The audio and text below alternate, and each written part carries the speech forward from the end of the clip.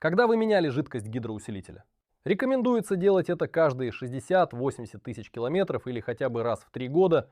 А что если не менять? Жидкость темнеет, густеет и теряет свои свойства. Насос начинает работать на сухую. Появляется гул, вой и вибрации. Руль становится тяжелым, появляются рывки и пульсации.